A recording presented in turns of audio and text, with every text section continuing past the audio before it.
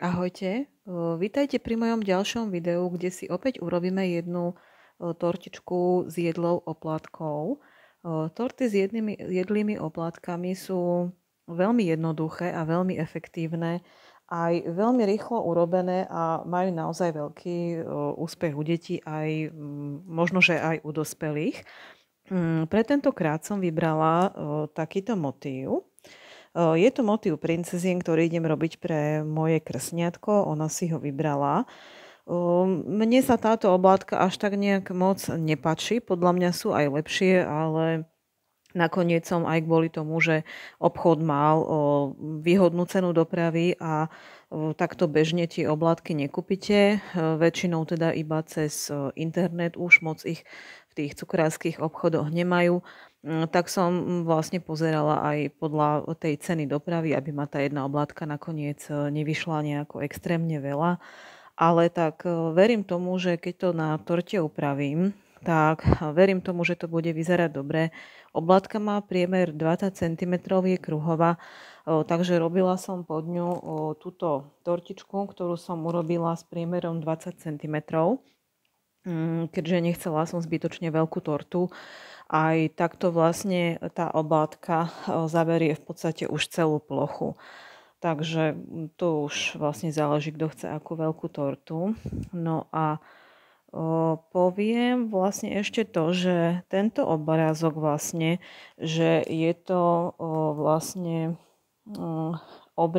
je to obrázok typu waflovej oblátky, lebo na trhu vlastne ešte môžete kúpiť aj fondánový, ktorý sme si lepili v mojich minulých videách, napríklad Peppa Pig si môžete medzi mojimi videami nájsť. To bol fondánový obrázok, takže dneska ukážem, ako si nalepíme waflovú oblátku. Ten rozdiel vlastne medzi tým fondánom a waflou je taký, že ten fondánový obsahuje vlastne veľký podiel cukru, je taký bielší, krajší. Tieto fondánové sú asi o polovicu drahšie ako waflové. Waflové sú oblátky, ktoré vlastne obsahujú viac nejakého škrobu a nie som si teraz, nechcem zle hovoriť, istá, či tam je aj múka, alebo aké je tam to zloženie, bolo to niekde napísané, ale je to teda trošku iná taká priesvitnejšia konzistencia. S týmito waflovými oblátkami sa robí horšie, vyžadujú viacej cviku, ale není to nič, čo by sme nezvládli. To balenie tej waflovej oblátky je vlastne v takomto nejakom vždycky obale, aby oplátka neprišla do styku s vlhkosťou, lebo pri tej vlhkosti sa vám môže voniť, čo teda určite nechceme. No a potom, keď ho vyberem, tak je tu v tomto prípade iba taký jednoduchý nejaký pod tým papier, na ktorom bola vlastne položená. Vidíte, už trošku sa mi aj lepí vlastne vplyvom toho, že už som ho trošku skúšala priložiť na tú moju tortičku. No a teraz tá moja torta vyzerá zatiaľ tak biedne, ale mám na ňu pripravený potom veľmi pekný ružový krém, ktorým ho chcem dorobiť. Takže verím, že ešte bude vyzerať super. No a podarilo sa mi kúpiť aj takéto pekné marshmallow. Tieto sú vlastne, čo sa mne páči, že sú vo farbe vlastne toho obrázka. Veľmi sa k nemu hodia, preto som si ich pre istotu kúpila. Ono v podstate, ja to robím vždy tak, že keď idem lepiť nejakú oplátku alebo nejakú tortu, tak vždy si v tom obchode pozriem, že aké dekorácie by farebne sa k tomu možno hodili, aké sú farby na tom obrázku a podľa toho sa snažím niečo, čo nájdem v obchode, aj kúpiť pre prípad, že by sa mi to potom vlastne hodilo na to zdobenie. No, ale poviem teraz už teda, čo budeme potrebovať. Takže tortu musíme mať teda dobre už odstatu a vychladenú. Ja mám momentálne tortu, ktorá je čistá. Není tam teda žiadny krém, ale pokiaľ by ste mali nejaký krém, tak mal by to byť maslový, teda nejaký tukový, ktorý dokáže dobre stuhnúť. Nemali by to byť nejaké riedke krémy. Poviem príklad, že také s veľkým podielom nejakej tej smotany mascarpone, ktoré nedokážu dobre a vlastne na tej torte ako keby zaschnúť, ale mali by to byť maslové, tukové vlastne krémy, ktoré sa pod to dávajú. Ale zase poviem, že tam v tom druhom videu mojom, ktoré nájdete medzi mojimi videami, mám, kde lepím toho Peppa Pig, mám zase tortu, ktorá má tú maslovú úpravu, má tam ten maslový krém, hej. Ten môj ružový krém vlastne je tiež maslový, ale tak nebudem ten ružový krém dávať teraz pod toto. Spoľahnem sa, že to bude dostatočne dobre aj takto, ale akože povedala by som, že bolo by ešte lepšie, keby som použila ešte trošku svetlejší plát, by som povedala, ale vyskúšame to takto, keďže som nemala moc času na tú tortu, takže urobím to tak, ako to mám a potom vlastne s tým ružovým krémom to vylepším. Aj keď ma napadá vlastne, že ten ružový krém by bol naozaj dobrý celkom pod tú tortu a trochu váham teraz, že či ho tam dať alebo nie, ale asi to nechám tak, aby sa mi to dobre takto vlastne nalepilo a už sa vlastne spoľahnem na to, ako to nalepím. No, ďalej budeme potrebovať, čo je dôležité, med, včelí med. Ten musí byť ako, je to jedno, aká značka, môže byť aj lacný proste. Nemusí to byť od včelára. Ale čo je dôležité, aby bol veľmi ako tekutý a bez hrudiek, to je extrémne dôležité, aby bol hladký na tú oblátku, takže budeme potrebovať med a potom budeme potrebovať aj nejaké hladítko.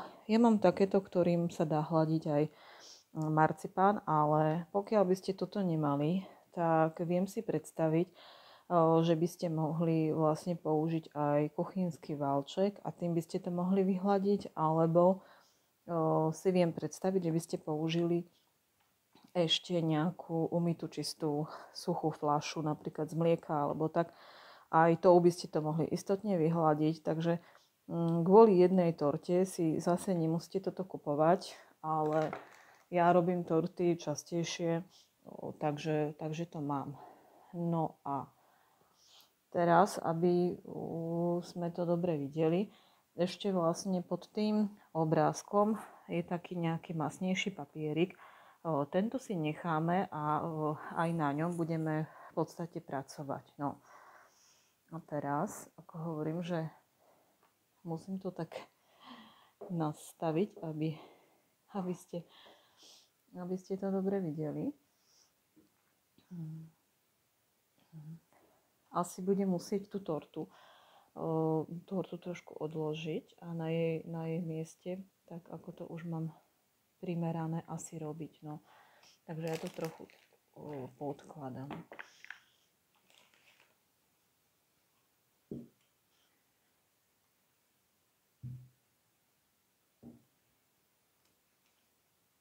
No.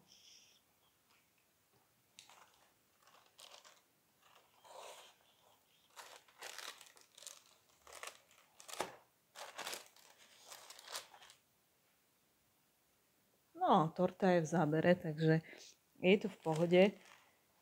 A teraz je aj oblátka v zábere, takže verím tomu, že budete vidieť, čo robím, takže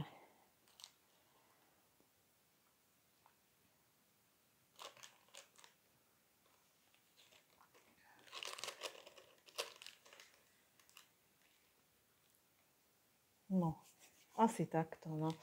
Ale v princípe teda otočím si oblátku. Takto. Ja už som, hovorím, trochu priskúšavala, takže tam vidno nejaké obrnky. Teraz zoberiem si med.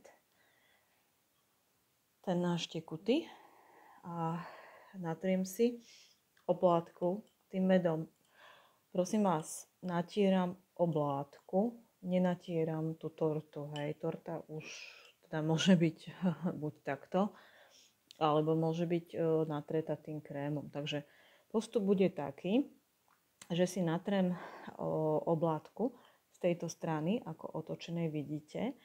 Potom tú oblátku rýchlo prenesiem na tú tortu, kde ho pricapím, dám na ňu ten papier vlastne masný, pod ktorým bola, a hladítkom z nej vyhladím bublinky. Musím to robiť všetko ako rýchlo, aby sa mi nezvlnila, takže je možné, že pri tom nejako nestihnem to moc komentovať, takže idem na to.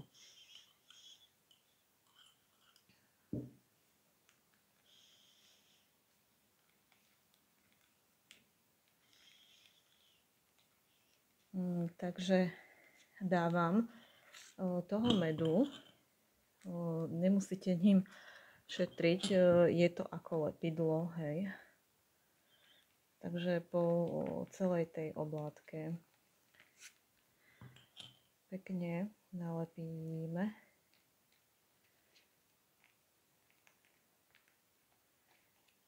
No a už sa mi fajne voní, takže idem s tým rýchlo na tortu.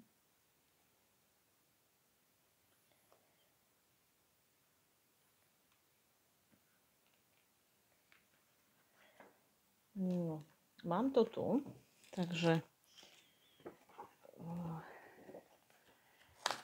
mám to na torte, trošku si ju pritiahnem, zoberiem si hladítko a idem, vytlačím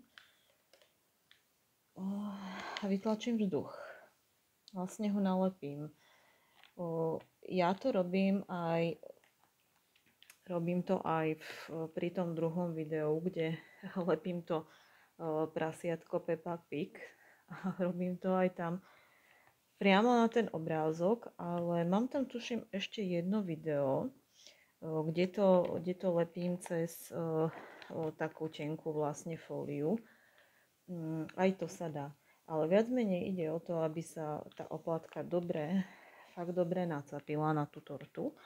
A teraz, lebo teraz je ten obrázok taký, taký retro, ale chceme ho mať určite krajší. Teraz si to trošku pritiahnem. Takže teraz ten včelí med, ja to ukážem aj takto, včelí med natrieme aj na vrch. Nemusíte sa báť, že sa vám tie farby rozpijú. No, hrudík sa môžete bať, ale tie farby sa vám nerozpijú. Ono je to tak vymyslené. Neviem, prečo mi tam nejaké hrudky behli do toho medu. A to som si myslela, že je teda fakt úplne číry. Ale verím, že to dokončím. No.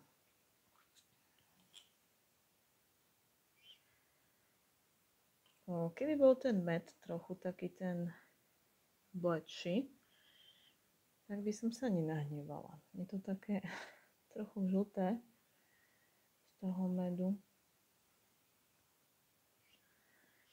Viac by sa mi to páčilo, keby to bolo také bledšie. No ale hovorím celkovo.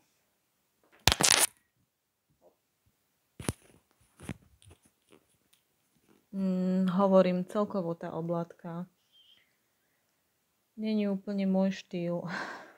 Možno. Takže, ale mám to nalepené a vyzerá to takto, no. Vyzerá to trošku retro.